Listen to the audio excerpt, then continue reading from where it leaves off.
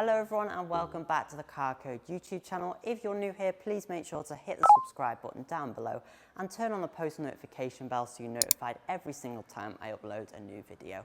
First of all, a huge thanks to Lancaster MG for making this video possible. All of their links are in the description down below. Today I'm going to be doing a review on the MG4 XPower, MG's performance-orientated electric vehicle. So just how powerful is the XPower? Well, it gets from 0 to 62 in just 3.8 seconds. But how much power is actually in the XPower? Well, it's got 435 PS, which is 429 brake horsepower. It is still rear-wheel drive biased, but only slightly. You've got 201 brake horsepower going to the front wheels and 228 brake horsepower going to the rear wheels. So combined, that gets your 429 brake horsepower. In a hatchback like this, that is pretty insane. It's like an Audi RS3. I'm surprised it hasn't had more buzz around it, to be honest. It's pretty exciting. Of course, we're gonna see cars like the ID3 GTX upcoming, and cars like that are definitely gonna compete with this. We've also got the #1 Brabus that's coming as well. Normal MG4 makes more sense financially, but my colleague says it's like being on a roller coaster, so that can only sound like a good thing for a hot hatch. If you feel like you're on a roller coaster, surely you're having a good time. Under the bonnet, there's not a lot to see like most electric vehicles, and you don't have a fruit or a frunk, but that's quite normal for this class of electric car. You do have a battery the same size as on the Trophy with 64 kilowatt hours with around a 62 kilowatt hour usable battery. That gives an official 239 miles of range, which isn't exactly class leading. It's got AC and DC type charging ports, very easy to do. A 7 kilowatt normal standard home charger will take around 10 hours on this car. 20 to 80%, it can go in up to 135 kilowatts. So other cars can go in a bit faster than that, but that's fine, that's quite quick. And at 50 kilowatt fast chargers, it'll charge in around an hour and 10 minutes. And at 100 kilowatts, it'll do 20 to 80% in around 42 minutes. So it's pretty good for quick charging, and most people will be charging at home anyway. An overnight charge is not too bad, but it's not the quickest for charging out there.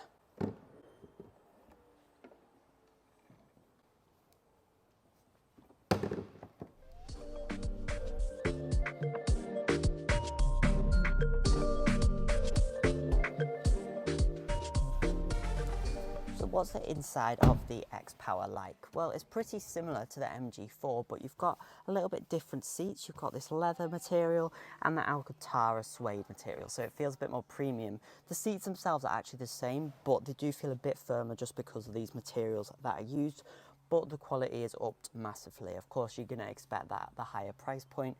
You've got the center armrest, which again is not extendable, but I find it is in quite a good suited place.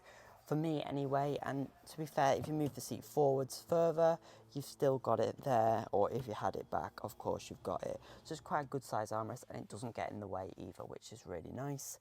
The steering wheel's the same as on the other model, so quite nice with that as well. You don't have a sunroof available on any of the MG4s or the XPower, and this dark headlining is standard, so it can feel a little bit dark, but it's quite a nice sort of sportier feel on the vehicle. This instrument cluster here as well, which is on all models, similar to the Volkswagen products. It's very squared off, it's okay. This centre touchscreen is quite easy to use, but it is facing slightly away from the driver, which is one of my pet peeves on cars, especially on EVs and cars that are built from the ground up and quite modern.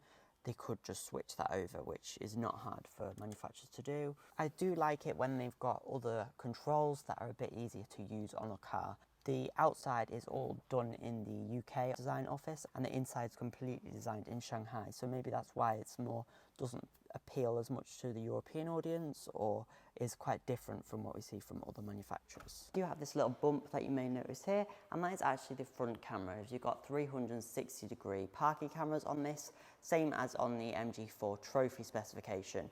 You don't actually have sensors, but you've got the camera on the front. You do have rear parking sensors though. Right then, let's have a look at the 360-degree parking cameras. You can see obviously the door mirrors do the sides. We've got that camera at the front. not always as handy as sensors and cameras, but hopefully you can kind of get an idea of how close objects are and not too distorted maybe. It's quite interesting because manufacturers like Nissan, who arguably pioneered this technology, have cars like their Nissan Ariya, which have the full sensor range around them, as well as all these cameras. And then you have the Volkswagen Group, who on their cars without cameras have 360-degree sensors, but not necessarily cameras. Whereas this is kind of the opposite and has all the cameras, but only rear sensors, which doesn't always make sense, but at least you can still see what's going on. The MG4 XPower has 7 different colour options, which is quite good. Your standard is the Arctic White and Holburn Blue solid colours. I love the Holburn Blue colour. But the best way to show you the colours would be on actual MG4s. These are not XPowers, but it still gives you an idea of what they look like. This is your other standard colour, which is the Arctic White. You then go up to £545 for the Camden Grey and Black Pearl paintworks. Then it's up to £695 for your Volcano Orange and Dynamic Red. And this sort of flagship green colour is the Racing Green, and this is £800. But in person, if you look at it, it's got really nice metallic elements. It's a matte finish. It almost looks like a wrap, and it's been very well done. You don't have any orange peel on the colour of it. It looks really cool, and you could tell why they've used this for the flagship car, for the XPower. Is it to my taste? I probably wouldn't go for it. It's a bit olivey for me, but I do quite like it. It's quite cool. MG make the wheel options very simple, but I wouldn't be surprised if they do change them, because after I made my video on the HS facelift, about 3 days later they changed the wheel options. So that was fun, thanks MG. I hope they don't do that again with the XPower, but you do get these absolutely stunning 18-inch diamond cut alloy wheels. They look excellent, they look bigger than 18 inches, and nice that we see actual alloy wheels and not wheel covers.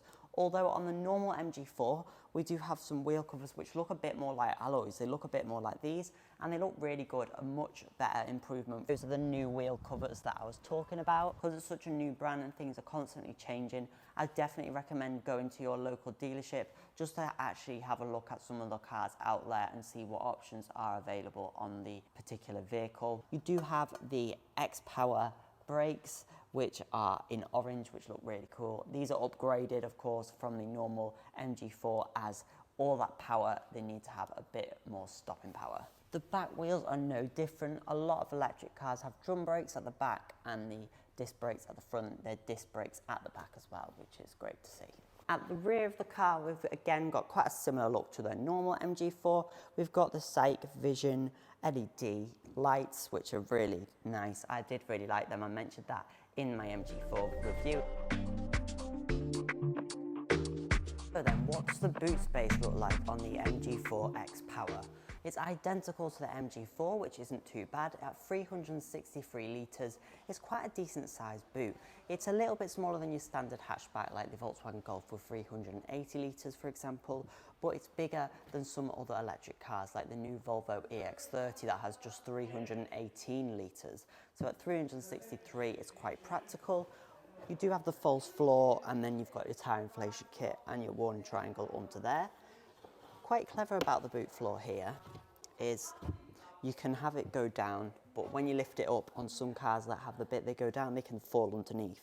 That doesn't do this, so it does this. Kind of clips in like so, folds under itself, and then you can put it underneath there and have the lower boot floor. So I've never seen that before. I can't remember it. It's the same on the MG4, but I can't remember seeing that feature. But very, very easy. You just snap it, and then you can have it in a higher position, and I think that's pretty clever. You do also have this nice scuff plate here as well, which lots of cars don't have as standard. A hot hatch, after all, is still a hatchback, and it's got to fit the family and be a practical vehicle. So let's see how much space we have in the back seats.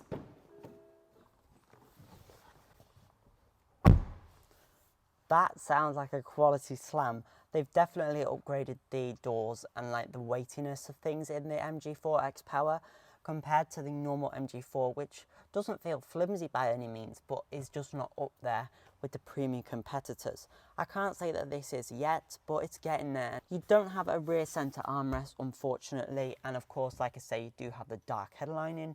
You've also got the rear tinted windows, but you do get quite a bit of light out of these. You can see quite well out, but not much in, which is very good.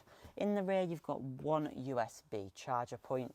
Most people are going for USB-Cs now, so that will be possibly changed very shortly as well due to European laws, and there's only one, which is not the best. It doesn't really feel like it's catered to rear passengers, which is a similar issue in the ID3 and Cooper Born. They're not essentially thought about the rear space as much. You don't really have much of a sloping roofline though, so you've got quite good headroom and you've got plenty of legroom.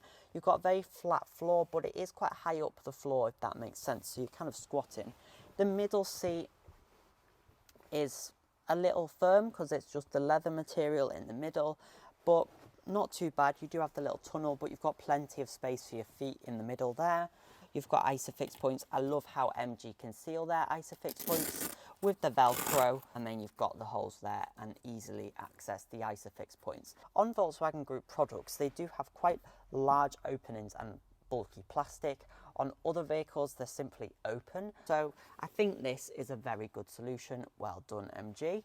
Let's see how the seats fold down. Oh. The seats fold down almost completely flat with the boot floor. You do have some little pockets for devices. Very Volkswagen on this car. Very what Volkswagen have been doing in the last few years. They've defo looked at that and said, yeah, we'll do that as well. But the question that everyone has been asking, what is the MG4 XPower going to set you back? It starts from £36,495, which is £20 more than a base Cupra Born. So a Cupra Born is like a Volkswagen ID3. The base one of that has 201 brake horsepower going to the rear wheels. So basically like what one axle on this car has. It's got half the power. But that will give you much more mileage, around 327 miles of range.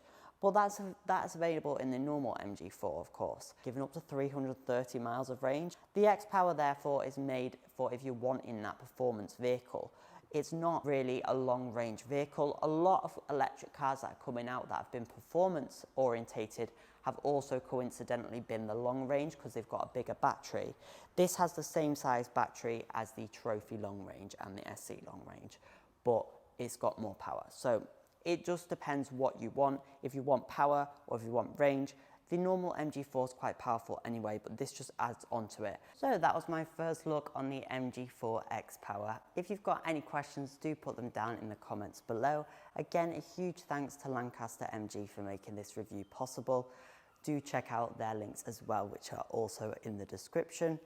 I didn't get to drive it this time. Hopefully in the future I will get to drive it. If it goes by anything like the other MG4, which the only really complaint on that vehicle was it wasn't all-wheel drive, this should solve that issue and be a pretty decent vehicle. If you like new car reviews, do subscribe to the channel. Thanks for watching, and I hope to see you in my next review.